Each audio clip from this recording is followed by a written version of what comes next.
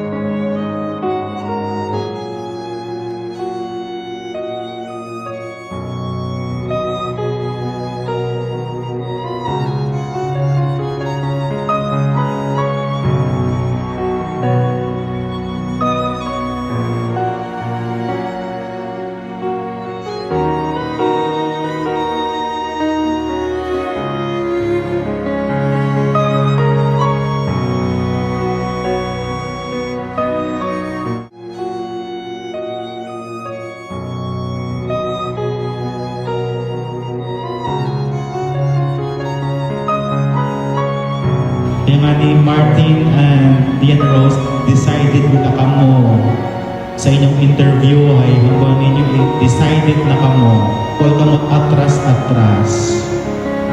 Bakit nga pa higugma ni Kristo, it is a commitment, a daily yes. Christ's love is faithful, matapat, bisan kita o ama ay unfaithful. Kung paghigugma ni Kristo ay papinasensyahon.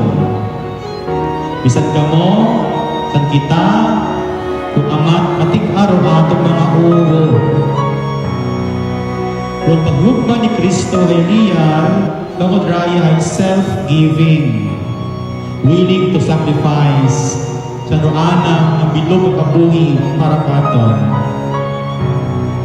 May mangho, dumatod at paghigugma, Martin and Ian Rose, ay bukod niya nag-blush ka mo, makita ninyo kada isa-isa kung kamo ay pinakinig, kundi ron matuot ang pahigugma ay pag-alaga.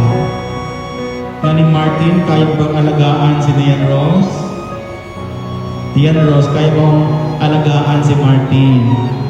Paano mo alagaan? Bahala ko mo, no? Kung paano ka mag-alaga sa kada isa-isa. Bukod niyang rain, I love you, Martin and Ian Rose, kundi dahil ay nanungod sa pagkakoy ninyo, I choose you. Pinapili ko ikaw. Sa tanan ng mga lalaki, pinapili ko ikaw. Sa tanan ng babae, I choose you.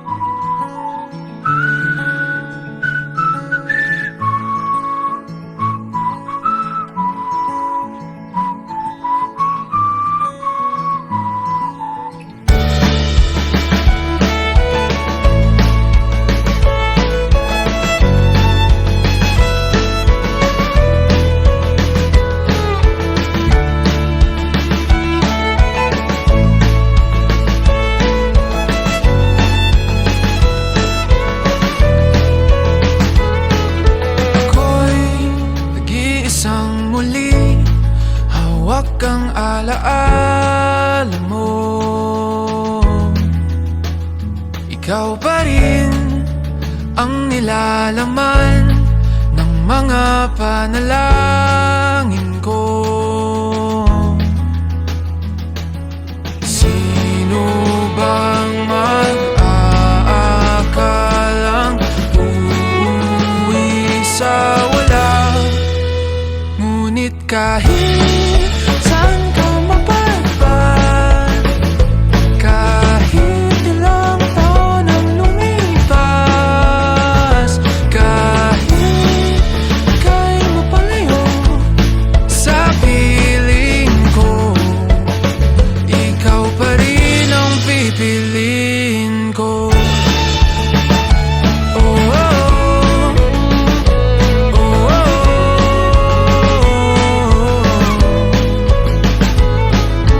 Parang kailan lang nung tayo'y nagtatawanan, kayakap ka't nang nakaw ng halik.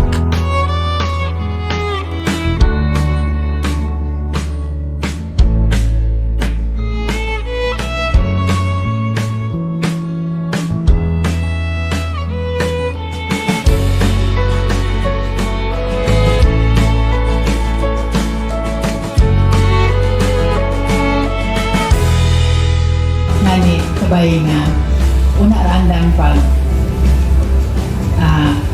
mahalan kaday saya, pinahanglan may understanding, caring, yung kita rin pinaka-importante kinyo, ag-ayaw kita ka mo mag-adapt ng mga pride na rin, ayaw ninyo i-intra sa inyong relasyon para maging successful do inyo ang pangabuli. Walang kaana yung dalawa.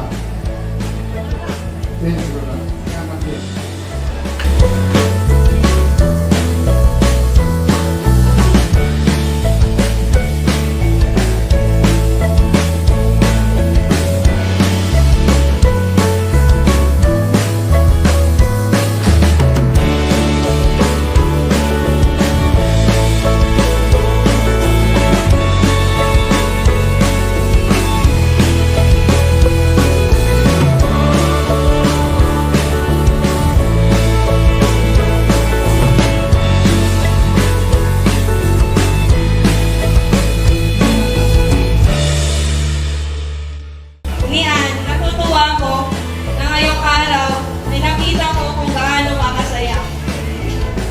Dahil ito talaga ang taong para sa'yo. Oy! Ang taong nakapagpalabas ng ngiti mo, ng boses mo, kahit konti lang. Pero okay lang. Alam naming mahal niyo ang mahal niya ang tahimik mong mundo. Sa inyong dalawa, sana ay patuloy ninyong piliin ang isa't isa. Sa masaya man o mahirap, sana ang mga pagsubok ay maging dahilan ng mas mamatibay na samahan. At ang pag-ibig ninyo ay maging tahanan ng isa't isa. Bago mo ay may plans mo doon para sayod ko man naging share ng imo. Alam, best wishes lang. Ang bilog kay Martin, respect your wife, being a husband. Then, respect your husband, being a wife. Thank you, congrats. I am very proud sa ato niya groom sa bride kasi na-raise ang dahil manami sa anang ang pamilya. So, doon ako nga kamaan bagait nagbahong sanda nga responsable, manami nga mga nga una, no? Naging successful sa nga pinili nga profession. Ang sabi ng karoon to, dahilan ay ang mababaw din yung dahilan, so pero ang mga dinikanan nga, mga responsable. Palakpakan natin ng mga dinikanan. Ng Seni at Sinunong, ang Santelia nga makarat. Siyempre, supportive lola.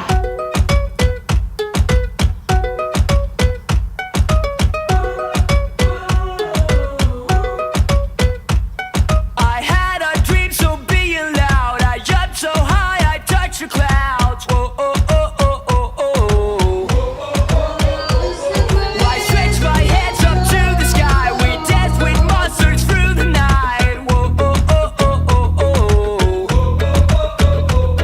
I'm never gonna look back.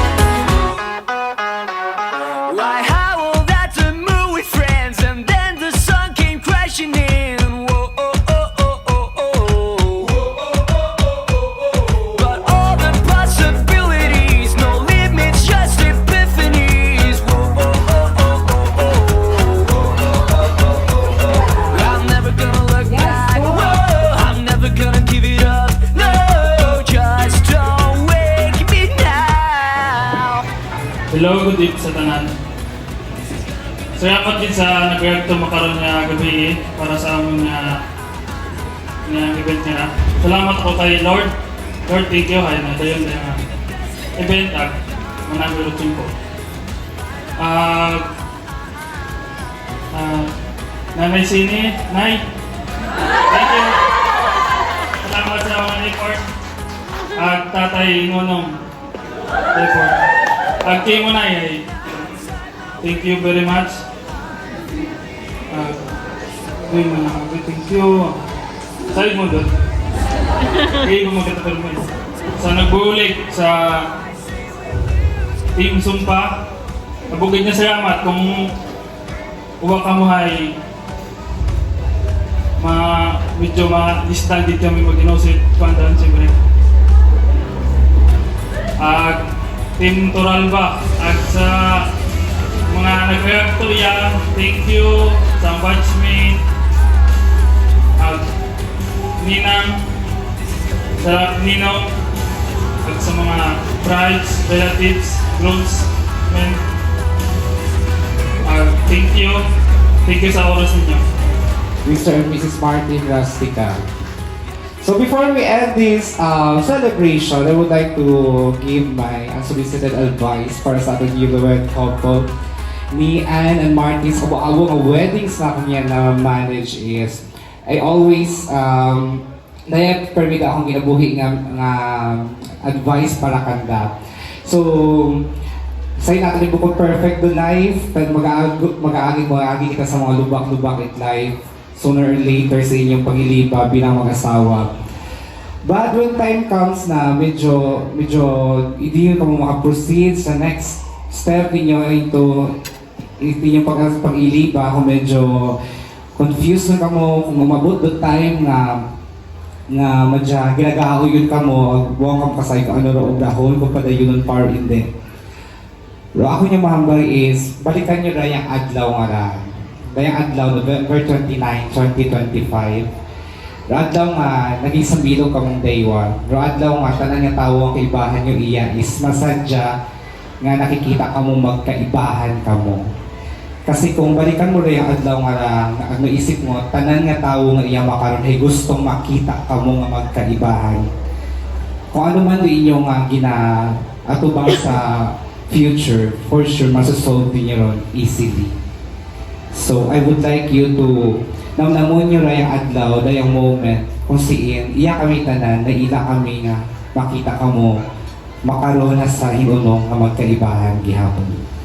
So, once again, congratulations kayong Dewa dahil bukod makarang panahon, bukod magumo nga makakita yung tao nga para kimo. May mga tao nga sa sobrang pagpalangga hinaanto sa saga nga tao. Pero kung Dewa, iya ka mo makaroon, you can celebrate your love and commitment yung Dewa. So, blessed, aglaki ka mong Dewa, mag-ibahan ka mo. So, congratulations.